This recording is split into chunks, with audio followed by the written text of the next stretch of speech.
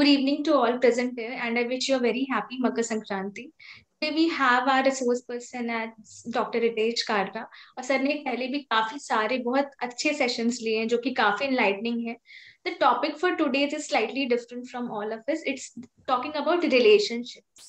So let's learn from the wisdom that we are getting. Over to you, sir.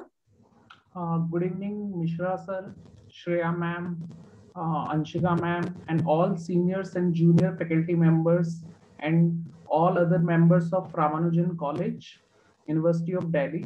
I am Dr. Ritesh Kalra, going to discuss on relationship. So basically, आज हम एक ऐसे topic के बारे में बात कर रहे हैं जिसको हम रोज डे टू डे लाइफ में फील करते हैं, ऑब्जर्व करते हैं, इन चीजों को समझते हैं, लेकिन हम इसके बारे में एकेडमिकली बात नहीं करते, कभी एकेडमिकली डिस्कशन नहीं करते, है ना। तो रिलेशनशिप बेसिकली क्या है?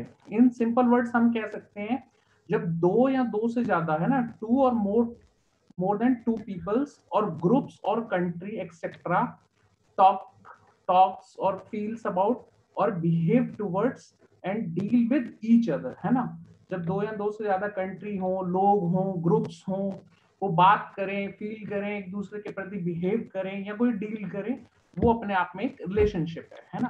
Relationship is the way in which two or more people or things are connected with each other, है ना। जो एक वे है जिसमें दो या दो से ज्यादा लोग या जो चीजें हैं वो एक दूसरे से कनेक्टेड हैं, इंटरलिंक्ड हैं। जैसे हम एग्जाम्पल्स कह सकते हैं कि जैसे हमने लास्ट लेक्चर में पढ़ा था मेंटल एंड फिजिकल हेल्थ, है ना, इन दोनों के बीच में क्या रिलेशनशिप है। तो यहाँ पे लेकिन जो हम रिलेशनशिप पढ़ेंगे वो हम आपसी संबंधों का पढ़ेंगे, यानी जो लोग एक दूसरे से कैसे रिलेशनशिप्स में हैं, एक दूसरे से कैसे रिलेटेड हैं। कुछ सिनोनिम्स हैं रिलेशनशिप के जो यूज होते हैं, है ना। एफिनिटी है, एसोसिएशन है, वियरिंग है, कनेक्शन है, kinship, liaison, interlinkage, relation itself, attachment, ये एक दूसरे से जो है लिंक्ड हैं वर्ड्स, एक दूसरे के जो है synonyms, as a synonyms use होते हैं, हम करते हैं वर्ड्स को। कुछ हम रिलेशनशिप्स क्या हैं, अगर हम इसको इसके फीचर्स से समझें, इसके कैरेक्टरिस्टिक्स से समझें कि गुड रिलेशनशिप क्या है। अगर गुड रिलेशनशिप है तो क्या क्या फीचर्स होंगे, उसके क्या क्या चीजें होंगी एक अच्छे रिलेशनशिप्स में। सबसे पहले है म्यूचुअल रिस्पेक्ट। जहां पे भी अच्छे रिलेशन होंगे तो हमेशा म्यूचुअल रिस्पेक्ट होगी। मैं आप लोगों की रिस्पेक्ट कर रहा हूं, आप मेरी रिस्पेक्ट कर रहे हैं, है ना। तो जहां भी अच्छे रिलेशन होंगे ऑटोमेटिकली म्यूचुअल रिस्पेक्ट होगी। सेकंड है ट्रस्ट। हम एक दूसरे पे ट्रस्ट करेंगे। एक अच्छे रिलेशन में जो फर्स्ट पर्सन है वो सेकंड पे ट्रस्ट करेगा और सेकंड पर्सन फर्स्ट पे ट्रस्ट करेगा। वहां पे थर्ड है ऑनेस्टी का कंपोनेंट रहेगा, वो एक दूसरे के प्रति ऑनेस्ट रहेंगे। वहां पे कोई चीटिंग की वो नहीं है, सोच नहीं है चीटिंग की, कोई चीट करना है, कुछ गलत करना है दूसरे के साथ, ऐसी कोई सोच नहीं है। नेक्स्ट आता है कि कंप्रोमाइज। यहाँ पे कंप्रोमाइज का मीनिंग है कि जिस हिसाब से मैं अपनी लाइफ पूरी जीना चाहता हूँ, जो जो सारी चीजें करना चाहता हूँ, जो अपने लिए मैं सब कुछ करना चाहता हूँ, तो हो सकता है मैं दूसरे की खुशी के लिए कुछ हद तक उन चीजों को कंप्रोमाइज करूं, तभी एक अच्छा रिलेशन बनता है और ये दूसरा भी मेरे लिए करेगा, है ना। नेक्स्ट है इंडिविजुअलिटी। अब ये बहुत ही इंपॉर्टेंट चीज है। Neither partner should have to compromise who he और she is and his her identity. जो वो वास्तव में है ना, उसकी जो पर्सनैलिटी है, यहाँ पे जो पर्सन की आइडेंटिटी है, उसकी पर्सनैलिटी है, उसका वे है लाइफ के प्रति नजरिया, उसको चेंज नहीं करेगा, वो उस पे कंप्रोमाइज नहीं करेगा। यहाँ जो फोर्थ पॉइंट था कंप्रोमाइज का, हो सकता है वो अपनी कुछ, जैसे कुछ फाइनेंस के कुछ कंप्रोमाइज कर दे, कुछ टाइम का कंप्रोमाइज कर दे, लेकिन वो अपनी आइडेंटिटी को लूज नहीं करेगा बिल्कुल भी। एक अच्छे रिलेशनशिप में, एक अच्छे रिलेशनशिप की कैरेक्टरिस्टिक है कि कोई भी पर्सन उसमें जो रिलेशनशिप्स में है वो आइडेंटिटी को कंप्रोमाइज नहीं करते। नेक्स्ट है गुड कम्युनिकेशन। एक अच्छे रिलेशनशिप में हमेशा एक अच्छा कम्युनिकेशन होना बहुत जरूरी है। क्वालिटी ऑफ कम्युनिकेशन होना बहुत जरूरी है, यही रिलेशनशिप को बहुत हेल्दी बनाता है। If you are not willing to share what's going on your और what you need from your partner, you are not going to get what you need, है ना। जब तक आप शेयर नहीं करेंगे अपने पार्टनर के साथ, अब जिस भी तरीके के पर्सन हैं, रिलेशंस हैं आपके, जो फ्रेंड है आपका, मान लो फादर है, मदर है, किसी भी तरीके का रिलेशन है ना, जब तक आपको जो चाहिए वो शेयर नहीं करेंगे तो आपको जो वहां से सामने से जो है कुछ नहीं मिलेगा। तो एक अच्छा जब तक कम्युनिकेशन स्टेब्लिश नहीं होगा तो रिलेशन अच्छे नहीं बन सकते कभी भी। नेक्स्ट बहुत इंपॉर्टेंट चीज है, बहुत इंपॉर्टेंट फीचर है एंगर कंट्रोल। गुस्सा हम सभी को आता है, हम सभी के नेचर में है, लेकिन उसको कंट्रोल करना, है ना। जो गुस्से को जो पी जाते हैं लोग, कुछ हद कंट्रोल कर लेते हैं, वो अपने रिलेशंस को बनाए रखते हैं दूसरों के साथ, है ना। तो गुस्सा जो आ रहा है उसको कंट्रोल करना एक अच्छे रिलेशन की एक निशानी है, कि गुस्सा सबको आता है पर उसको कंट्रोल में रखना। नेक्स्ट है fighting fair.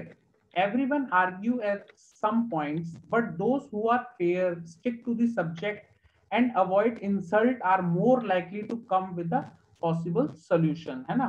जब हम एक फेयर के लिए फाइट करते हैं, एक ठीक चीज के लिए, तो हमें पता है कि हम सबके पॉइंट्स अलग अलग होते हैं, सबके आर्ग्यूमेंट्स अलग अलग होते हैं, लेकिन एक सब्जेक्ट पे है ना, एक जो है उससे इधर उधर ना भटकना, है ना। उस चीज को लेके जो फाइट कर रहे हैं, अगर आपकी किसी चीज को लेके फाइट चल रही है, तो इसका ये मतलब नहीं कि आप सामने वाले की इंसल्ट करें, है ना। आप अपनी बात को ठीक तरीके से रखें। तो इसको हम कहेंगे कि फाइटिंग फेयर जो है एक अच्छा कैरेक्टरिस्टिक है एक अच्छे रिलेशन का।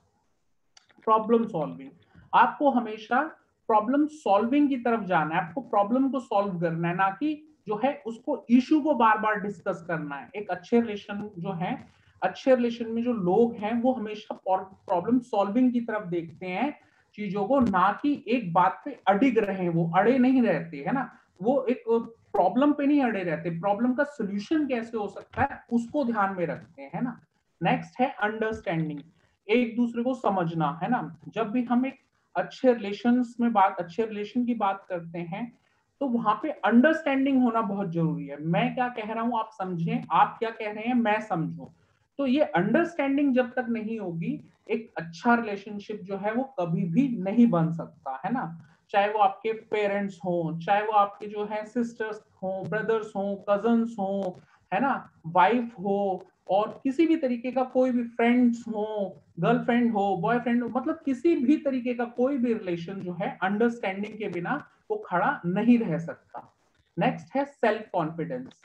आपके अंदर एक रिलेशन में हो तो आपके अंदर सेल्फ कॉन्फिडेंस होना चाहिए कि जो हम कर रहे हैं वो ठीक है, मतलब जो हम करेंगे वो ठीक करेंगे, हम किसी को गलत नहीं करेंगे, किसी के साथ किसी को गलत नहीं कहेंगे। आपको अपनी जो पर्सनैलिटी है उस पर सेल्फ कॉन्फिडेंस होना चाहिए कि जो हम बात करेंगे वो ठीक होगी, है ना, कुछ हम गलत वे में बात नहीं करेंगे। नेक्स्ट है बीइंग अ रोल मॉडल। एक अच्छे रिलेशन में जब आप ठीक अच्छी चीजें करते हैं, एक आदर्श प्रकट करते हैं दूसरों के आगे, है ना, एक अच्छी चीज लेके आते हैं दूसरों को दिखाते हैं, देखो जी इस तरीके से भी जो चीजें हो सकती है, तो आप एक रोल मॉडल के तौर पे उभरते हैं। तो जब आप रोल मॉडल के तौर पे उभरते हैं तो जो रिलेशनशिप्स हैं और आपके स्ट्रांग होते हैं और अच्छे बनते हैं। नेक्स्ट है you respect each other boundaries. अच्छा, रिलेशनशिप्स में जो है कुछ बाउंड्रीज हो सकती है, ये जरूरी नहीं कि मैं आपके साथ हर चीज शेयर करूं या सामने वाला जो है मेरे साथ हर चीज शेयर करे, या हम दोनों की कुछ एक लिमिटेशंस हो सकती है रिलेशनशिप में। तो वो जो एक बाउंड्री है वो एक जो, चाहे वो इमोशनल बाउंड्री हो, चाहे वो फिजिकल बाउंड्री हो, चाहे वो किसी की तरीके की बाउंड्री हो, उसकी हर पर्सन को दूसरे के प्रति उस बाउंड्री की रिस्पेक्ट करनी चाहिए, उस बाउंड्री के जो है बियॉन्ड नहीं जाना चाहिए। तो एक अच्छे रिलेशनशिप की कैरेक्टरिस्टिक है कि जो दोनों तरीके के जो लोग हैं, ए और बी, यहाँ पे अगर मैं दो मान लूं तो ए जो है बी की ने जो बाउंड्री लगा रखी है उसकी रिस्पेक्ट करेगा, और जो बी जो है वो ए की बाउंड्री की रिस्पेक्ट करेगा, एक अच्छे रिलेशनशिप। कमिटमेंट, कमिटमेंट है कि जब भी आपको मेरी जरूरत पड़ेगी मैं आपकी हेल्प के लिए तैयार रहूंगा, इस तरीके की कुछ कमिटमेंट। तो एक अच्छे रिलेशनशिप में चाहे वो फ्रेंड्स हो, है ना, एक दूसरे को कमिट करते हैं कि भाई हाँ हम जो है एक दूसरे की हेल्प के लिए तैयार रहेंगे, एक दूसरे की मदद के लिए तैयार रहेंगे। जब भी हमें एक दूसरे की जरूरत पड़ेगी, दुख में, सुख में, कभी भी किसी भी तरीके की नीड होगी एक दूसरे की, है ना, कोई भी इमरजेंसी होगी, तो हम जो है एक दूसरे की हेल्प के लिए कमिटेड हैं, है ना, एक दूसरे की हेल्प करेंगे, तभी वो एक रिलेशनशिप जो है अच्छा माना जाएगा। अदरवाइज अगर ये चीज ना हो तो हम कहते हैं कि जो मतलब का रिलेशन है ना, वो एक अच्छा रिलेशनशिप नहीं है। तो ये गुड रिलेशनशिप की हमेशा एक पहचान है, वो कमिटमेंट है। थॉटफुलनेस नेक्स्ट है। थॉटफुलनेस का मतलब है keeping your partner in mind and striving to do things that will make their lifes better, है ना, कि भाई इन चीजों को उनको अपने जो है पार्टनर को बताना कि जो उसके लिए जो है चीजें फ्यूचर में उसको बेनिफिट देंगी, जो उसके लिए बेहतर है, उसकी लाइफ को बेहतर बनाएंगी, है ना, उसको ये बताना कि ऐसा करने से जो है और अच्छा आपके लिए हो सकता है। नेक्स्ट है फॉरगिवनेस। ये बहुत इंपॉर्टेंट चीज है। गलतियां हम सबसे होती हैं, कोई ऐसा पर्सन नहीं है जो गलती ना करता हो, है ना। तो जब हम गलती करते हैं, एक रिलेशन में है, मैं हूं, मेरे साथ जो भी कोई दूसरा रिलेशन में है, तो कुछ गलतियां मैं करूंगा और कुछ गलतियां वो करेंगे, है ना। तो मेरा ये काम है जो वो गलती कर रहे हैं मैं उसको फॉरगिव करूं, और उनका ये काम है जो मैं गलती कर रहा हूं वो मेरे को फॉरगिव करें। फॉरगिव का ये मतलब नहीं है कि दूसरे को बताना भी नहीं है, हाँ डिस्कस करना है, बताना है, और फिर फॉरगिव करके आगे निकल जाना है, आगे से ना हो, लेकिन इस टाइम के लिए फॉरगिव है। तो नेक्स्ट है जेंटलनेस। जेंटलनेस बहुत जरूरी है। एक अच्छे रिलेशनशिप में हमेशा जेंटलनेस होगी। जेंटलनेस का मतलब है कि जो रवैया है एक दूसरे को लेकर, वो सॉफ्ट हो, पोलाइट हो, अच्छे से बात करते हो एक दूसरे के साथ, है ना, जो उनके बिहेवियर में रूडनेस ना हो। इस तरीके की जो जेंटलनेस है एक अच्छे रिलेशनशिप का फीचर है। नेक्स्ट है love and affection for each other, है ना। एक दूसरे के लिए जो है प्यार की जो है भावना होनी चाहिए, है ना। एक जैसे मदर की भावना, मदर की चाइल्ड के लिए भावना होती है, एक फ्रेंड की फ्रेंड के लिए हो सकती है भावना, है ना, ब्रदर की सिस्टर के लिए भावना हो सकती है। तो एक इस तरीके की जो लव एंड अफेक्शन की भावना जो है एक अच्छे रिलेशनशिप में बहुत जरूरी है। इसके बिना जो है एक रिलेशनशिप जो एक्चुअल में जो है बन ही नहीं सकता, अच्छा रिलेशनशिप जो है वो बिल्ड ही नहीं हो सकता। नेक्स्ट है कंसिस्टेंटली अप्रिशिएटिंग ईच अदर। हमें हमेशा जो दूसरे हैं उनको अप्रिशिएट करना है उनके अच्छे कामों के लिए। जब भी कोई अच्छा काम करना है करता है तो हमें एक बहुत अच्छा काम किया आपने, है ना, आपकी जो जॉब है वो बहुत अच्छी है, आपका वर्क बहुत अच्छा है ना, you are doing very well. तो एक अच्छा रिलेशन जब भी हमें बनाना है, तो जो भी हमारे साथ है उसको हमें अप्रिशिएट करना आना चाहिए, और अप्रिशिएट हमें इस चीज को कंसिस्टेंटली करना है। You both feel validated by the other, है ना, when you understand and accept when they say, they feel fully seen, heard and accepted। कहने का मतलब है बहुत बार होता है कि हम एक दूसरे के पॉइंट से एग्री नहीं होते, है ना, कि आप कुछ और कह रहे हैं मैं कुछ और कह रहा हूं, लेकिन बहुत बार होता है कि बात हमें जब बाद में समझ आ जाए कि सामने वाला कह क्या रहा है, उसके कहने का मतलब क्या था, तो हमें उस बात को वैलिडेट करना है कि हाँ अब मैं समझ गया आपकी बात ठीक थी, आप मैं कुछ गलत समझ रहा था, है ना। तो इस तरीके से एक दूसरे की बात को वैलिडेट करना आना चाहिए एक अच्छे रिलेशनशिप में। Giving attention to each others daily life, है ना, डेली लाइफ में एक दूसरे को अटेंशन देना, ये नहीं कि भाई ये तो डेली के रूटीन मैटर्स हैं इसमें तो कोई जरूरत नहीं है।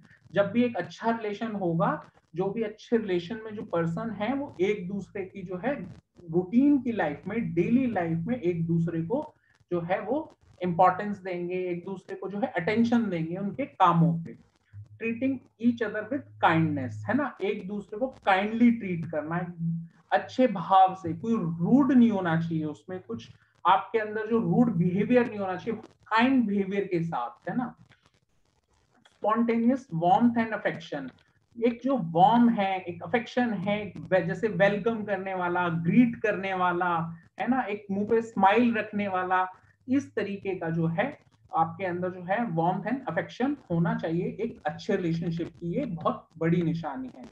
हैविंग फन टुगेदर, जब भी आप एक अच्छे रिलेशन में हैं तो आप जो है एक साथ फन करें, एक साथ एंजॉयमेंट करें। वो कुछ भी हो सकता है एंजॉयमेंट, फॉर एग्जांपल जैसे फ्रेंड्स हैं, 4-5 फ्रेंड्स हैं, उनका रिलेशन जो फ्रेंडशिप का बहुत अच्छा है, तो वो एक साथ बैठ के जोक्स क्रैक कर रहे हैं, मूवी देख रहे हैं, कॉमेडी देख रहे हैं, फन टाइम स्पेंड कर रहे हैं। तो इससे क्या होगा, जो रिलेशनशिप है वो और ज्यादा साउंड होगा, है ना। जब वो एक साथ हंसेंगे, एक साथ खेलेंगे, एक साथ बोलेंगे, तो जो ये फन टुगेदर है, एक साथ जो है मजाक करना, एक साथ जो है लाइफ को एंजॉय करना, एक अच्छे रिलेशनशिप की अगेन निशानी है। नेक्स्ट है इंजॉइंग टाइम अपार्ट। ये देखो, ये जस्ट थोड़ा सा अपोजिट है जो हमने जस्ट इससे पहले पढ़ा है।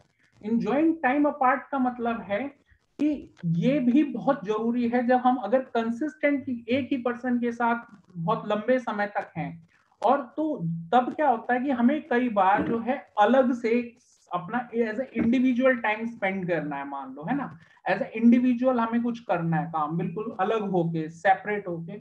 तो जो हमें जो टाइम अपार्ट है उनके अलावा जो हट के थोड़ा सा टाइम चाहिए, एज ए इंडिविजुअल हमें टाइम चाहिए, है ना। तो वो भी एक इंपॉर्टेंट पार्ट है, ये उस रिलेशनशिप को और स्ट्रॉन्ग बना देता है। अगर आप कुछ टाइम किसी से थोड़ा और दूर रहें, तो उसके बाद जब आप वापस मिलेंगे तो आप और ज्यादा मतलब जो है बहुत एक्साइटमेंट के साथ मिलेंगे। तो ये भी बहुत एक इंपॉर्टेंट फैक्टर है इसमें। नेक्स्ट है meeting for conflict, method for conflict resolution. आप एक मेथड डेवलप करें कि हमारे बीच जब भी कॉन्फ्लिक्ट होगा, ऐसा कभी नहीं हो सकता कि कॉन्फ्लिक्ट्स ना हो। जब भी दो लोग हैं या दो से ज्यादा लोग हैं, तो कॉन्फ्लिक्ट्स वहां पे आएंगे ही आएंगे, है ना। तो जब भी कोई कॉन्फ्लिक्ट हो, उसके लिए एक मेथड होगी। जब भी कोई कॉन्फ्लिक्ट होगा तो हम इस तरीके से उसको रिजॉल्व करेंगे, आपसी बात के जरिए करेंगे। या फिर अगर मान लो दो भाइयों के बीच में कोई कॉन्फ्लिक्ट होता है, तो उन्होंने डिसाइड किया जब भी कोई कॉन्फ्लिक्ट होगा तो हम अपने फादर के पास चले जाया करेंगे, जो फादर कहेंगे वो हम करेंगे। तो ऐसा कोई भी मैकेनिज्म आप डेवलप कर सकते हैं जिससे आप अपने कॉन्फ्लिक्ट को दूर कर सकें। Feeling the freedom to be yourself, है ना। इस फ्रीडम को फील करना कि हाँ आप जो है एग्जिस्ट कर रहे हो उस रिलेशनशिप में, आपकी अपनी वो है इंपॉर्टेंस है, दूसरे की अपनी, है ना। और being friends above all else, जो इतनी जो हमने सारी चीजें पढ़ी उन सबसे ज्यादा जरूरी है एक फ्रेंड होना रिलेशनशिप में, है ना, एक दोस्त होना। दोस्त की क्या मतलब कैरेक्टरिस्टिक्स है, जो हेल्प करे एक दूसरे की, जो मदद करे, जो एक दूसरे के काम आए, है ना। तो ये बहुत इंपॉर्टेंट चीज है। अब कुछ अनहेल्दी रिलेशनशिप के हम फीचर्स पढ़ेंगे, जो रिलेशनशिप अच्छा नहीं है, अनहेल्दी रिलेशनशिप है ना। तो सबसे पहला अनहेल्दी रिलेशनशिप क्या है, कंट्रोल। जैसे है कंट्रोल क्या है कि एक जो पार्टनर है दूसरे पार्टनर पे कंट्रोल करता है। वो ये कहेगा, मान ले जैसे डेटिंग पार्टनर है, वो दूसरे पार्टनर को कहेगा कि इस तरीके से काम करो, इस ये चीज करो, ये चीज मत करो, इस तरीके का पहनावा रखो, इस तरीके से टाइम स्पेंड करो, इस तरीके से मत करो। तो वो क्या करेगा, दूसरे पे हमेशा कंट्रोल करने की कोशिश करता है ना। तो ये जो है रिलेशनशिप को जो है अनहेल्दी बनाता है। Second, dishonesty. डिसऑनेस्टी का मतलब यहाँ पे कुछ सामने आप कुछ और हैं जब बात कर रहे हैं और पीछे कुछ और हैं। तो इस तरीके की जब चीज होती है तो जो रिलेशनशिप है, अगर डिसऑनेस्टी है रिलेशनशिप में, है ना, कि आपके सामने कोई और बात कही जा रही है और पीछे कुछ और, या फिर आप खुद दूसरे के सामने कुछ और बात कह रहे हैं और पीछे कुछ और रिलेशनशिप में, तो इस तरीके का जो रिलेशनशिप है वो बहुत अनहेल्दी रिलेशनशिप है। फिर है डिसरिस्पेक्ट। जब भी रिलेशनशिप में एक दूसरे की डिसरिस्पेक्ट होगी, गलत तरीके से जो है बोला जाएगा, गलत शब्दों का इस्तेमाल होगा, गलत शब्दों का चयन होगा, तो जो वो रिलेशनशिप है वो ऑटोमेटिकली कैसा बनेगा, अनहेल्दी रिलेशनशिप, बिल्कुल खराब जिसको हम कहेंगे रिलेशनशिप है। नेक्स्ट है डिपेंडेंस।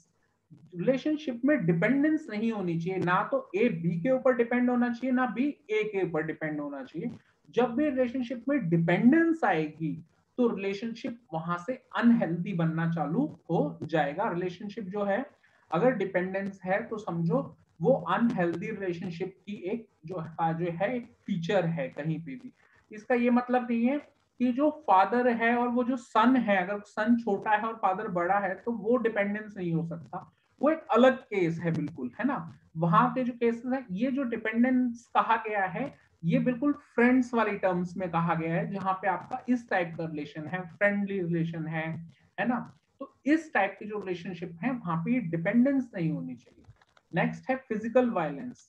ये बिल्कुल भी एक्सेप्टेड नहीं है रिलेशनशिप में। फिजिकल वायलेंस यानी किसी को हिट करना, स्लैप करना, ग्रैबिंग, शॉविंग, इस तरीके की जो चीजें हैं रिलेशनशिप को बिल्कुल खत्म कर देती है, अनहेल्दी नहीं बनाती। इसमें समझो रिलेशनशिप जो है वो बहुत ही गलत, बहुत ही रिलेशनशिप है ही नहीं वहां पे। तो ये बहुत गलत जो है, फिजिकल वायलेंस जो है बिल्कुल अनहेल्दी रिलेशनशिप की निशानी। डिसलॉयलिटी यानी दूसरों को झूठ बोलना, फरेब करना, लॉयल ना होना, है ना, तो ये भी एक जो है रिलेशनशिप की जो अनहेल्दी रिलेशनशिप का एक साइन है। शिफ्टिंग वर्क एंड रिस्पॉन्सिबिलिटी, अपना काम और अपनी रिस्पॉन्सिबिलिटी दूसरों को पे हम जब शिफ्ट कर देते हैं, है ना, हम चाहते हैं कि हमारा फ्रेंड है, मेरी जगह मेरा काम मेरा फ्रेंड कर ले, मेरी जगह मेरा काम मेरा कलीग कर ले, जो मेरे को काम मिला है मेरा काम कलीग कर ले, मेरा फ्रेंड कर ले वो, है ना। तो इस तरीके से जब हम अपने काम को शिफ्ट करते हैं, अपनी रिस्पॉन्सिबिलिटीज को शिफ्ट करना चाहते हैं, है ना, तो जो हमारा रिलेशनशिप है वो ऑटोमेटिकली अनहेल्दी रिलेशनशिप बन जाता है। ठीक है, तो आवाज आ रही है स्टूडेंट्स मेरी? जी सर, बिल्कुल। हाँ, कोई डाउट? किसी भी स्टूडेंट को कोई डाउट है? एनी वन ऑफ यू, अगर कोई डाउट है तो आप अभी पूछ सकते हैं, या फिर आप चैट बॉक्स में भी मेंशन कर सकते हैं। सर एक इसमें मेरा सबमिशन है कि जब जी से ये हम इतने ज्यादा ऑनलाइन हो गए हैं जी कि, तो मुझे लगता है उसका हर हर रिलेशनशिप पे ही इफेक्ट पड़ रहा है। जी बिल्कुल मैम, बिल्कुल। हाँ, रिलेशनशिप पे इफेक्ट पड़ रहा है ऑनलाइन होने से, आप कहना चाह रहे हैं? जी सर। बेसिकली आप क्या कहना चाहते हैं कि हमें ऑफलाइन मिलना चाहिए, ये कहना चाहते हैं, या नहीं, ऑनलाइन? हाँ जी। मैं देखती हूँ कि ऑनलाइन होने से, जैसे जी व्हाट्सएप ग्रुप पे कई बार बहुत छोटी सी बात को कुछ लोग उसको सपोर्ट कर देते हैं, कुछ लोग उसके अगेंस्ट हो जाते हैं, तो फिर उनको चेक किया जाता है कि कितने लोग फेवर में हैं, कितने लोग अगेंस्ट में हैं। तो ये जो हमारी खासकर वर्क प्लेस की रिलेशनशिप्स है ना, ये जी मुझे लगता है कि गड़बड़ हो रही है इससे। जी जी जी मैम, ऑनलाइन होने के ऑब्वियसली कुछ अपने फायदे हैं, कुछ नुकसान है ना। तो ये जो आप कह रहे हैं मैम, ये कंट्रोवर्सी में इसको मैं कहूंगा कि किसी भी चीज पे हम जो है कंट्रोवर्सी में अगर किसी चीज को लेके जाते हैं, बहुत ज्यादा छोटी चीज पे इनसाइड थॉट्स देते हैं, है ना, बहुत ज्यादा उसमें इनसाइट्स आ रहे हैं उसकी बहुत छोटी सी चीज को, जिसको हम एक नॉर्मल लुक देके अवॉइड करके आगे बढ़ना चाहिए। तो हाँ, वहां से हमारे रिलेशनशिप्स बिगड़ते हैं, जहां पे हम जो है कि दो उसमें बट गए कि जो थॉट्स को, एक दूसरे की थॉट्स को डिसरिस्पेक्ट किया इस तरीके से, तो हाँ, वहां से रिलेशनशिप जो है वो खराब हो सकते हैं। जी बिल्कुल। तो हमें मतलब इस टाइम पे ज्यादा ही इन पॉइंट्स की जरूरत हो गई है। जी बिल्कुल बिल्कुल मैम, बिल्कुल जी बिल्कुल। Next, now when you enjoy the relationships, आप कब एंजॉय करते हैं रिलेशनशिप्स को, है ना। तो सबसे पहले है योर वैल्यू अलाइंस, है ना, केमिस्ट्री में make relationship fun, but shared values and a similar vision for the future make them last, है ना। जब भी आपकी वैल्यूज सेम हो किसी के साथ, आपके विजन सेम हो, आपकी सोच सेम हो, आपके ऑब्जेक्टिव सेम हो, आपने किसी सेम चीज को अचीव करना हो, आप एक जैसा सोचते हो, आप एक जगह पहुंचना चाहते हो, एक आप जो है दूरदर्शी स्वभाव जो है दोनों का एक जैसा है अगर, तो जो है वो आपका जो रिलेशन है वो बहुत लास्ट तक जाएगा, बहुत आगे तक जाएगा, क्योंकि आप एक ही प्रकार से काम करेंगे, एक साथ काम करेंगे, है ना, एक तरीके से जो है आप आगे बढ़ेंगे। तो इससे क्या होगा, जो है आपका जो रिलेशनशिप है वो लास्ट तक जा सकता है, जो लास्ट तक आप जा सकते हैं। नेक्स्ट है you can envision a uh, you can envision a vision a future together, जो है ऑल टाइप, जो आप जब एक एक फ्यूचर को विजन करते हैं, आप देखते हैं कि आपका फ्यूचर एक साथ है, आप देखते हैं कि आप एक से एक डायरेक्शन में काम करते हैं, तो एक साथ हम आगे बढ़ सकते हैं, एक फ्यूचर एक पर्टिकुलरली प्रिडिक्ट करते हैं कि हम इस पॉइंट पे पहुंच जाएंगे, है ना। जैसे हम कह रहे हैं कि इसमें हम कहते हैं all type of partnership is a result of this. जितनी भी तरीके की पार्टनरशिप हो, चाहे वो बिजनेस पार्टनरशिप हो, चाहे वो लाइफ पार्टनरशिप हो, या किसी भी तरीके की पार्टनरशिप हो, वो इसी से आती है ना। जब भी हम इकट्ठा विजन देखते हैं, एक साथ विजन देखते हैं, हमने एक विजन देखा कि हम एक कंपनी खड़ी करेंगे, वो कंपनी जो है इस तरीके के प्रोडक्ट्स बनाएगी, इस तरीके के प्रोडक्ट्स में डील करेगी, इस तरीके के लोगों की जो है रिक्वायरमेंट को पूरा करेगी, और इस तरीके से जो है सेल्स करके इस तरीके से प्रॉफिट कमाएगी। वो सेम विजन देखा हमने दूर तक का, फिर हमने ऐसे करा, बिजनेस पार्टनरशिप्स में आ गए, है ना। तो ये उस तरीके का है, तो आप उस तरीके की जो रिलेशनशिप को हमेशा एंजॉय करोगे, है ना। और फिर आप किस तरीके के जो है रिलेशनशिप को आप एंजॉय करते हो कि अगर रिलेशनशिप में है और आपको जो जिसके साथ आप रिलेशन में हैं उसकी प्रेजेंस आपको खुश रखती है, आपकी उसकी प्रेजेंस में आप जो है खुश रहते हैं, उसके होने से आप खुश रहते हैं, या फिर मैं कहूँ नेक्स्ट कि उसकी एब्सेंस में आप दुखी हो जाते हैं, है ना। जैसे आप ये कहें कि जैसे एक छोटा बच्चा घर पे आता है तो वो सबसे पहले पूछता है कि मम्मी कहाँ है ना। अगर उसको मदर ना दिखे, तो अगर फादर ना दिखे उसको कोई ज्यादा परवाह नहीं, जनरली ऐसा होता है, हो सकता है किसी के साथ फादर का हो, लेकिन जनरली ऐसा होता है कि मदर कहाँ है, बच्चा हमेशा ये पूछता है। तो उसको जो मदर की प्रेजेंस है वो खुश रख करती है, और जो मदर की एब्सेंस है उसको वो दुखी कर देती है। तो आप इस तरीके का जो रिलेशनशिप है उसको आप हमेशा एंजॉय करते हैं। अच्छा, कुछ इंपॉर्टेंस हम समझ सकते हैं कि इंपॉर्टेंस क्या है रिलेशनशिप की लाइफ में, है ना। कि सबसे पहले डील विद स्ट्रेस। जब भी आप स्ट्रेस में हो, जब भी परेशान हो, दुखी हो, टेंशन में हो, एंजाइटी हो, स्ट्रेस हो, तो रिलेशनशिप जो है वो सबसे इंपॉर्टेंट चीज है डील करने का। क्योंकि जब भी हम पे रिलेशंस होंगे हम उनसे बात कर सकते हैं, मैटर को उनके आगे रख सकते हैं, जो प्रॉब्लम है वो डिस्कस कर सकते हैं। जब भी प्रॉब्लम इस तरीके से डिस्कस कर ली जाए, है ना, हम कहते हैं कि आपके अंदर से निकल गई, एक तरीके से वॉमिट हो गई, तो जब भी डिस्कस हुई एक तरह आपके अंदर से निकल गई बात जो आपको अंदर अंदर परेशान कर रही थी। सेकंड है आपको सामने से सॉल्यूशंस आते हैं, है ना, तो उन सॉल्यूशंस पे आप काम कर सकते हैं। और कई बार क्या होता है कि सामने वाला कैपेसिटी में नहीं होता सॉल्यूशन देने की, लेकिन वो आपको एक तरीके की वो मोटिवेट करता है कि हाँ चलो सब ठीक हो जाएगा। मान लो अपने पेरेंट्स से डिस्कस किया आपने कुछ, तो उन्होंने कहा कि कुछ नहीं होता, आपको जॉब से रिलेटेड मैटर है ना, आपके जो है वर्क से रिलेटेड मैटर है, आपने डिस्कस किया और उन्होंने कहा नहीं सब ठीक हो जाएगा, तो वो चलता रहता है ना।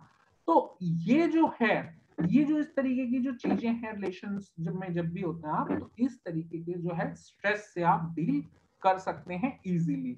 और फिर डील्स विद लोनलीनेस, आप अकेलापन जो होता है ना, उससे डील कर सकते हैं। आप जब भी रिलेशंस में हैं, आपके चारों तरफ लोग हैं, जानने वाले हैं, दोस्त हैं, फैमिली है, फ्रेंड्स हैं, है ना, वाइफ है, हस्बैंड है, ब्रदर हैं, सिस्टर हैं, कजन्स हैं, तो आप लोनलीनेस जो है वो आपके आसपास ही नहीं आ सकती, है ना।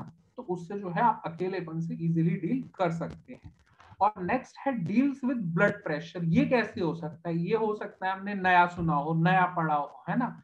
एक यूनिवर्सिटी ऑफ शिकागो की रिसर्च है, वहां पे रिसर्चर्स ने स्टडी करी 229 लोगों पे, 229 अडल्ट्स पे, है ना, ओवर अ 5 ईयर। और उन्होंने क्या पाया, जो लोनलीनेस है could predict higher blood pressure even years later, indicating that the effects of isolation have long lasting consequences, है ना। तो जैसे है कि ये बता रही है कि जैसे लोनलीनेस है वो बहुत लंबे समय तक अफेक्ट करती है ना। जो आइसोलेशन है, जब आप अकेले रह रहे हैं, फ्रेंड्स नहीं है आपके पास, कोई बात नहीं कर पा रहा, तो और ये क्या है, बहुत हाई ब्लड प्रेशर जो है क्रिएट करती है ये। नेक्स्ट है मेक्स अ पर्सन हेल्दियर, है ना। एक स्टडी है शेल्डन की, तो ये कहती है कि जो कॉलेज स्टूडेंट पे स्टडी की गई है, उसने बताया कि जो having strong relationship fare half as likely to, एक मिनट, एक स्टूडेंट्स पे स्टडी की गई, उसने जो है स्टडी ने बताया कि जो कॉमन कोल्ड जैसी भी प्रॉब्लम है, उसने जो स्टूडेंट्स को जो है कम कैच किया, ऐसे स्टूडेंट्स को जहां पे बहुत जो स्ट्रॉन्ग रिलेशंस थे, आपसी दोस्ताना बहुत ज्यादा था, दोस्त बहुत ज्यादा थे वो एक दूसरे के साथ। और जहाँ पे वो नहीं थे दोस्त, जहाँ पे मतलब सिंपल सिंपल जो दोस्त फ्रेंड सर्कल्स में नहीं रहते थे, वहां पे ये जो कॉमन कोल्ड वगैरह की समस्या है वहां पे ये कम आई है ना। तो यहाँ पे एक डिस्क्लेमर दे दूं, it has nothing to do with corona virus. कहीं आप ये सोचो कि कोरोना वायरस से ऐसा होता है, वो बिल्कुल नहीं, ये बिल्कुल सेपरेट स्टडी है। देन नेक्स्ट है फील रिचर, है ना। एक सर्वे है नेशनल ब्यूरो का ऑफ इकोनॉमिक रिसर्च, 5000 पीपल पे किया गया। इसने पाया कि जो doubling your group of friends has same effect on your well being as a 50% increase in income. आप अपने जो है वेल बीइंग, यानी आपकी जैसे सेहत है, आपका जो तरीका है रहन सहन का, हर चीज में वो इंक्रीज होता है। और आपकी 50%, अगर आप अपने डबल कर लें ग्रुप्स को, तो 50% तक आपकी जो है इनकम इंक्रीज हो जाती है। अब ये इनकम इंक्रीज जैसे, ये जो स्टडी है कैसे है इनकम इंक्रीज, जैसे जैसे आपका सोशल कॉन्टेक्ट बढ़ता है ना, सोशल कॉन्टेक्ट बढ़ने से आपकी जो बिजनेस अपॉर्चुनिटीज हैं वो ऑटोमेटिक बढ़ती हैं, है ना, आप डीलिंग्स बढ़ती हैं। तो इस तरीके से जो है एक जो पर्सन है वो रिचर बन सकता है जितने ज्यादा रिलेशन होंगे। आपने देखा होगा जो बिजनेसमैन होते हैं वो पर्टिकुलरली बहुत सारी ऐसी सोसाइटीज के मेंबर्स होते हैं जहां पे लोग बहुत आते जाते हैं, है ना, ताकि वो अपने रिलेशन डेवलप कर सकें। वो अपना विजिटिंग कार्ड वहां पे पकड़ा देते हैं। तो ये वही चीज है, सिंपल।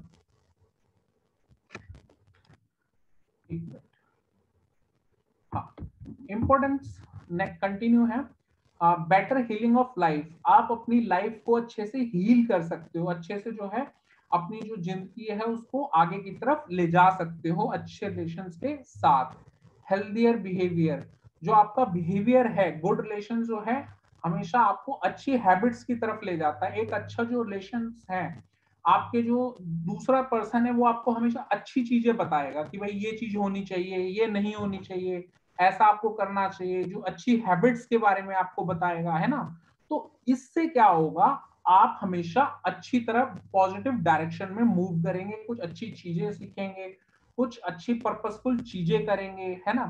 फिर है ग्रेटर सेंस ऑफ पर्पस, जो आपका पर्पस है, लाइफ का ऑब्जेक्टिव है, उसकी जो आपको सेंस है वो बहुत ज्यादा रहेगी, है ना। जब भी एक अच्छे लोग हो तो वो एक दूसरे को मोटिवेट करते हैं, है ना, एक दूसरे के जो है ऑब्जेक्टिव पाने में मदद करते हैं, वो लेग पुलिंग नहीं करते, वो ये नहीं करते कि भाई तू भी नीचे चल मैं भी नीचे चलूं, नहीं, वो एक दूसरे को बल्कि पुश करते हैं एक दूसरे के गोल्स अचीव करने के लिए, है ना। तो इस तरीके से जो है आपको अपने पर्पस के बारे में बहुत ज्यादा पता होगा। नेक्स्ट है लॉन्गर लाइफ, है ना। क्यों लॉन्गर लाइफ कैसे होगी, आपका जैसे मैंने बताया कि स्ट्रेस डिक्रीज हो जाएगा, प्रेशर डिक्रीज हो जाएगा। जब ये सारी चीजें डिक्रीज हो जाएंगी, अच्छी चीजें होने लगेंगी रिलेशंस अच्छे होने से, तो आपकी जो लाइफ है वो ऑटोमेटिकली बढ़ जाएगी, है ना। जब भी प्रेशर डिक्रीज होगा, स्ट्रेस डिक्रीज होगा, ये खराब चीजें डिक्रीज होंगी, हेल्दी एनवायरनमेंट बनेगा, है ना, अच्छे रिलेशंस में अच्छी वो वाइब्स होंगी, तो जो आपकी लाइफ है वो ऑटोमेटिकली बढ़ जाएगी इन चीजों से। वैल्यूज इन रिलेशनशिप, है ना, कि वैल्यूज क्या हैं रिलेशनशिप में, क्या क्या चीजें होती हैं, वैल्यूज कौन कौन सी होनी चाहिए रिलेशनशिप में। सबसे पहले ट्रस्ट, है ना, एक दूसरे पे ट्रस्ट करना, है ना, एक दूसरे पर मानना कि ट्रस्ट बिल्ड करना, है ना, कि ये नहीं कि उसने कुछ कह दिया तो आप उसको पहले हर बात को क्रॉस वेरीफाई करें। अगर आप क्रॉस वेरीफाई कर रहे हैं सामने वाले की चीज को, तो आपका जो रिलेशनशिप है वो अच्छा है ही नहीं, है ना। तो ट्रस्ट, ट्रस्ट का मतलब उसने कह दिया और मैंने मान ली बात, इतना ट्रस्ट होना चाहिए। लॉयलिटी, है ना, एक दूसरे के लिए लॉयल रहना, है ना, डिसलॉयल ना होना, कुछ जो है ऐसा ना करना जिससे सामने वाले को परेशानी हो, उसकी जो है एक अच्छी जो एक्सपेक्टेशंस हैं वो खराब हो जाए। थर्ड है रिलीजन, रिलीजियस, रिलीजियस या रिलीजन कैसे हेल्प करता है ना, ये ना एक तरीके से जो रिलेशनशिप में जो फेथ को एनहांस करता है, लॉयलिटी को एक दूसरे के लिए बढ़ाता है रिलीजन, है ना, धार्मिक होना एक तरीके से।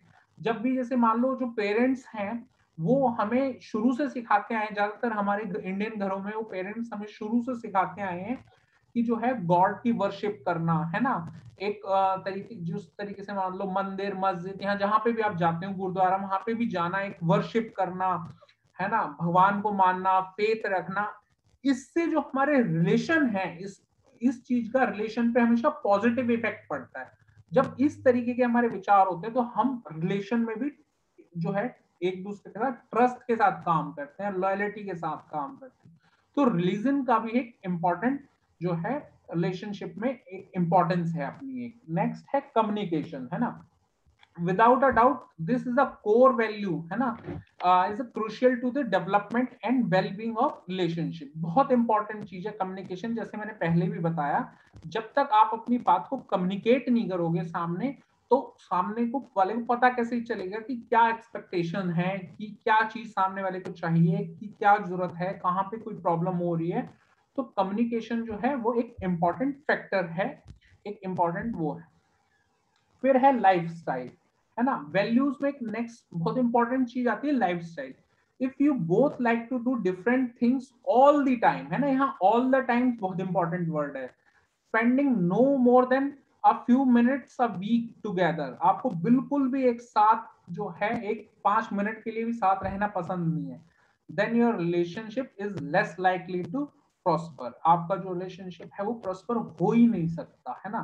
तो जो लाइफस्टाइल है वो कुछ रिलेशनशिप में कॉमन होना चाहिए, उस चीज में कुछ ना कुछ। अगर आपको हमेशा ही डिफरेंट चीजें पसंद है, बिल्कुल एक दूसरे के बिल्कुल पूर्व और पश्चिम है, और बिल्कुल कुछ भी कॉमन नहीं है, और साथ में कुछ समय बिताना भी पसंद नहीं है 5 मिनट भी, तो रिलेशनशिप वहां पे बन ही नहीं सकता। क्योंकि रिलेशनशिप के लिए बहुत इंपॉर्टेंट फैक्टर है टाइम स्पेंड करना, है ना, स्पेंडिंग टाइम। और जब टाइम स्पेंड करने के लिए हमें क्या चीज चाहिए कि हमारी कुछ कॉमन चीजें हो, लाइफस्टाइल कुछ कॉमन हो, हम कुछ कॉमन ऐसा हो जो हम साथ में कर सकें, है ना। Honesty, the value of honesty is priceless, है ना, बिल्कुल प्राइसलेस है। when you and your partner are honest with each other, when you both believe that honesty is the only way to carry on your relationship, you are saying that your union is decidedly important to you, है ना। तो जब honesty इतनी important है, एक तरीके से priceless है, इसका मतलब हम कुछ कंपैरिजन ही नहीं कर सकते, है ना। तो जब आप कह रहे हैं कि जो है आपके ऑनेस्टी आपके लिए इंपॉर्टेंट है ना, तो आप ये कह रहे हैं कि आपके लिए वो रिलेशनशिप इंपॉर्टेंट है ना। फिर है डीलिंग विद कॉन्फ्लिक्ट, ऑलरेडी ये मैं बता चुका हूं कि कॉन्फ्लिक्ट से डील करना, है ना। रिलेशनशिप में जो है वैल्यूज में क्या आएगा, कॉन्फ्लिक्ट हमेशा आएंगे, उनसे डील करने का एक तरीका निकालना और उनको दूर करना कॉन्फ्लिक्ट्स को। फिर नेक्स्ट है शेयरिंग फ्यूचर प्लान्स, ये बहुत इंपॉर्टेंट चीज है। हम एक जो अच्छे रिलेशनशिप में लोग होंगे, चाहे दो दोस्त हो, तो वो हमेशा अपने फ्यूचर प्लान्स को शेयर करते हैं। लेकिन जो ऐसे दोस्त होते हैं, मान लो आपने देखा होगा कि एक फ्रेंड, दो फ्रेंड ग्रेजुएशन साथ में कर रहे हैं, एक फ्रेंड ने सोच लिया मैं पोस्ट ग्रेजुएशन करूंगा, लेकिन वो दूसरे को नहीं बताना चाहता ये, है ना, ताकि वो भी पोस्ट ग्रेजुएशन ना कर ले मेरे साथ, कहीं वो मेरा कंपटीटर ना बन जाए। तो ये जो रिलेशनशिप है वो बहुत मतलब अच्छा रिलेशनशिप नहीं है कोई भी, है ना। तो आप अपने जो प्लान्स हैं, फ्यूचर प्लान्स, वो एक दूसरे के साथ डिस्कस करें कि भाई मेरी ये थॉट है। फिर आपको पता लगे सामने वाला कुछ अपनी थॉट बताए, हो सकता है कि आपको उससे भी कोई फायदा हो जाए डिस्कशन से, सामने वाले की थॉट से आपको कुछ बेनिफिट हुआ, है ना। तो इस तरीके के जो है फ्यूचर प्लान शेयरिंग होनी चाहिए रिलेशनशिप में। फिर है सेल्फ डिपेंडेंस, है ना, sorry self discipline. Self discipline का मतलब है कुछ हैबिट्स, जैसे eating habits, cleaning habits etcetera. ये कुछ अच्छी हैबिट्स होनी चाहिए जिसमें आपका सेल्फ डिसिप्लिन होना चाहिए जब भी दो लोग साथ रहते हैं। मान लो एक तो है जो वो बहुत क्लीन रहना चाहता है पर्सन, दूसरा है जिसको क्लीनलीनेस से कोई मतलब नहीं है ना। तो ऐसा जो रिलेशनशिप है उसमें बहुत प्रॉब्लम्स होंगी, है ना। तो एक अच्छे रिलेशनशिप में जो वैल्यूज हैं वो ये कहती हैं कि जो सेल्फ डिसिप्लिन पर्सन होने चाहिए। दोनों जो भी दो या दो से ज्यादा जो भी हैं, अगर ग्रुप में है तो सभी उसमें उनमें बहुत जो कॉमन चीजें हैं जैसे साफ सफाई है वो सब में होनी चाहिए, बहुत एक अच्छी चीज है ना। ईटिंग हैबिट्स प्रॉपर होनी चाहिए, है ना। तो इस तरीके का सेल्फ डिसिप्लिन हर एक में होना चाहिए। नेक्स्ट है फिर सेल्फ इंप्रूवमेंट। हर एक कोई पर्सन जो भी ग्रुप में है या दो हैं अगर, तो वो हमेशा जो है अपनी इंप्रूवमेंट की तरफ सोचें, अपने आप को हमेशा इंप्रूव करते रहें, है ना। जब आपको अपने आप को इंप्रूव करना छोड़ देंगे तो जो सामने वाला पर्सन है वो तो इंप्रूव कर ही रहा है अपने आप को, तो वो जो है आपसे उसकी अटैचमेंट ऑटोमेटिकली कम होती जाएगी, है ना। नेक्स्ट है फाइनेंसेस, ये भी इंपॉर्टेंट चीज है। जो है आपके जो फाइनेंसेस हैं, जो रिलेशनशिप में जो है एक हम इम्पोर्टेंट चीज कहते हैं, जो टूटते हैं रिलेशंस या खराब होते हैं रिलेशंस, या जो रिलेशनशिप्स में जो प्रॉब्लम्स आती हैं, एक जो मैटर है उसका फाइनेंस है ना। अगर फाइनेंस की प्रॉपर डीलिंग हो, फाइनेंस जो है हम उसको मैनेज कर लें, है ना, रिलेशनशिप्स में बीच में ना आने दें, तो फाइनेंस के कारण जो है जो रिलेशन खराब होता है वो बच सकते हैं। तो फाइनेंस को इस तरीके से रखना कि वो हमारे रिलेशन से बिल्कुल बाहर रहेगा, ठीक है। उसके नेक्स्ट है conflicts and it's conflicts and resolutions. Conflicts क्या है बेसिकली, है ना। अच्छा, कोई क्वेश्चन है अब तक?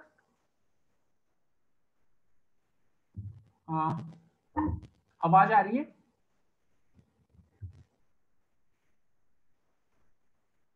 हेलो? फिर आवाज है क्लियर बिल्कुल। जी जी, कोई क्वेश्चन है पार्टिसिपेंट्स का? Any question participants?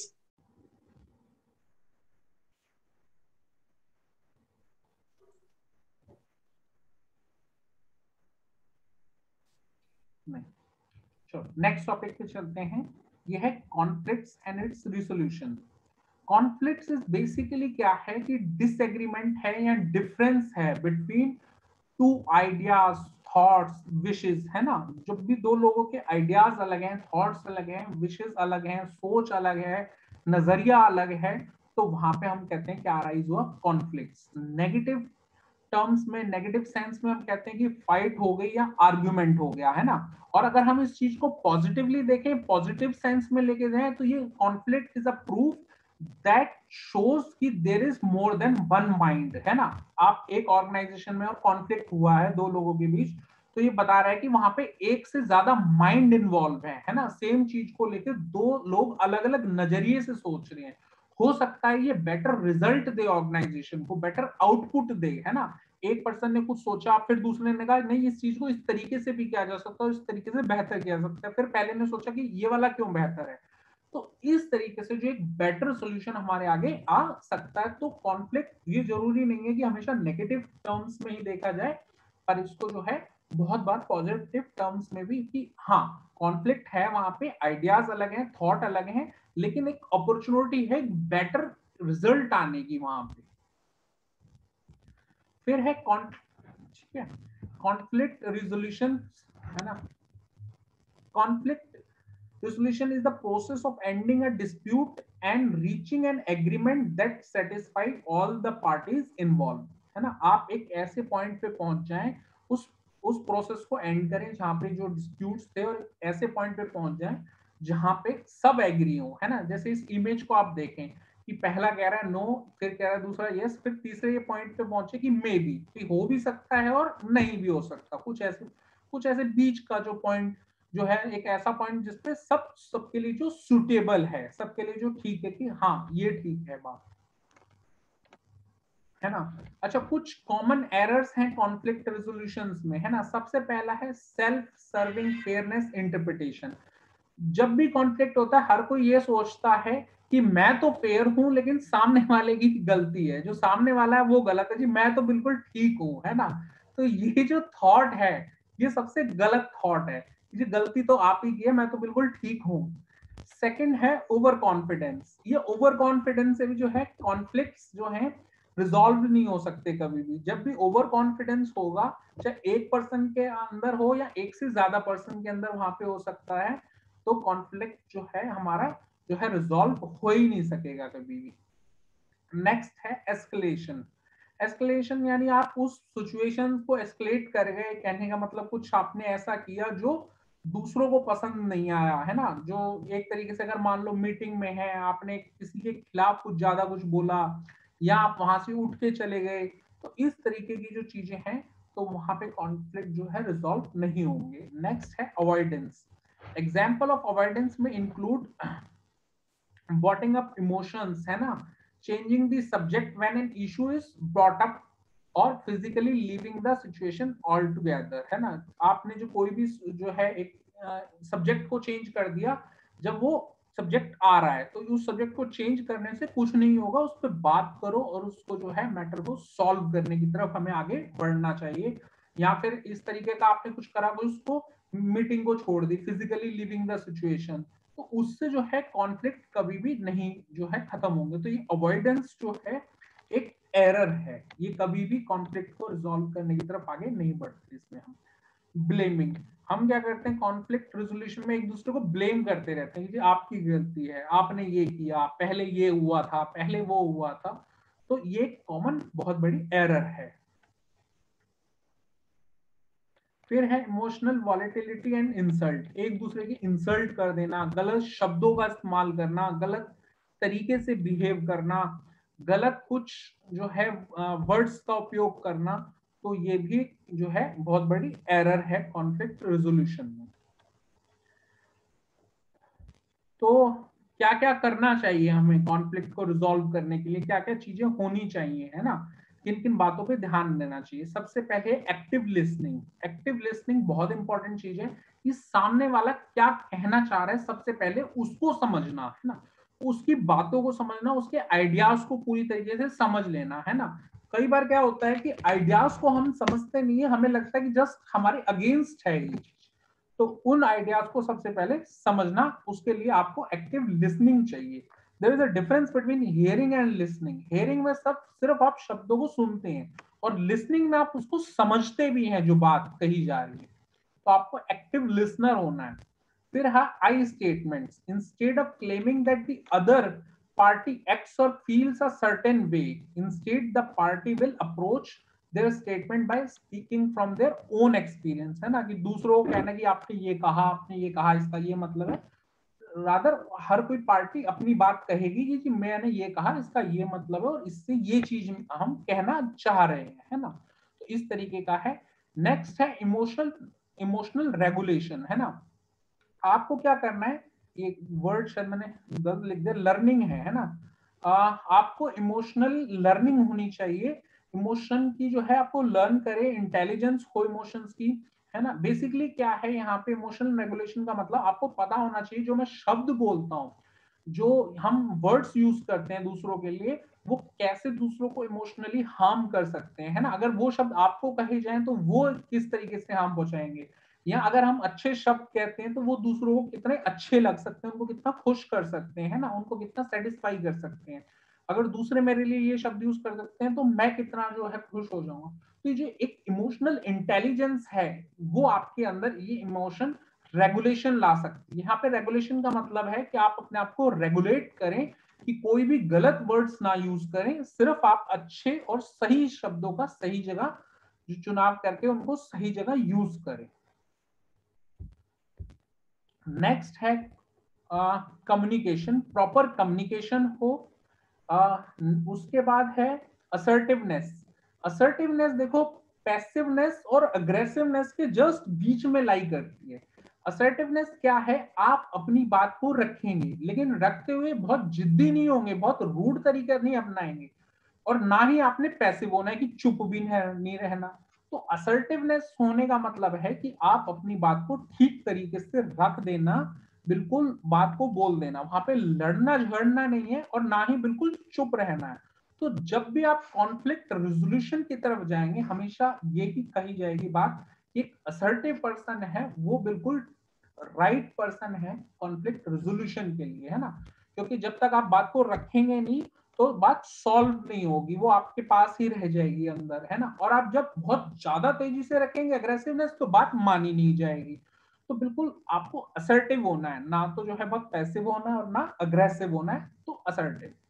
नेक्स्ट है अपोलोजाइजिंग। अपोलोजाइजिंग आपको जब भी लगे कि हाँ मेरी गलती थी वहां पे, है ना, मैं गलत था, तो आपको सामने वाले से अपोलोजाइज फील करना है, सॉरी बोलना है ना, कि हाँ भाई मेरी गलती थी, उस समय मैं गलत था, आप ठीक थे, तो इसके लिए जो है मैं अपोलॉजी चाहता हूँ, है ना।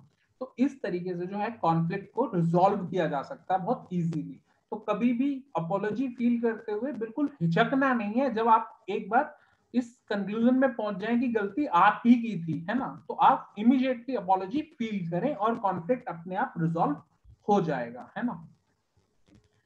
नेक्स्ट है कि बेनिफिट्स क्या हैं कॉन्फ्लिक्ट रेजोल्यूशंस के, है ना। बिल्डिंग रिलेशनशिप्स, बहुत सारे हम अपने रिलेशंस बना सकते हैं, है ना, बहुत एक दूसरे के काम आ सकते हैं, रिलेशंस बने रहेंगे, रिलेशंस के हमने बेनिफिट्स देखे कि हमें फिजिकली क्या बेनिफिट्स हैं, मोटिवेशंस फील करते हैं हम, स्ट्रेस नहीं होता हमें, है ना। तो इस तरीके के हम एक अच्छे रिलेशंस बना सकते हैं, फिर हम अपने गोल्स अचीव कर सकते हैं, है ना। एक अपने गोल्स को अचीव करने के लिए अच्छे रिलेशंस होने बहुत जरूरी हैं और कॉन्फ्लिक्ट्स खत्म होने चाहिए, है ना। तभी हम अपने गोल्स को आगे को अचीव करने के लिए आगे की तरफ हम बढ़ सकते हैं। फिर है एनहांसिंग कमिटमेंट्स, अपनी जो है कमिटमेंट्स को एनहांस कर सकते हैं, कमिटमेंट्स को बढ़ा सकते हैं, है ना। फिर जनरेटिंग न्यू इनसाइट्स, बहुत नई तहों तक जा सकते हैं, गहराइयों तक हम सोच सकते हैं, नए आइडियाज पे विचार कर सकते हैं, नई थॉट्स ला सकते हैं, कुछ विजन देख सकते हैं, लाइफ को पर्पसफुल बना सकते हैं, है ना। बहुत अच्छी राइट डायरेक्शन में हम आगे बढ़ सकते हैं अगर हम इन जो कॉन्फ्लिक्ट्स हैं उनको हम रिजॉल्व कर लें तो। That's all from my side, thank you so much. कोई क्वेश्चन हो तो please you may ask. Any questions from participant side? Or anyone who would like to share something? Most welcome.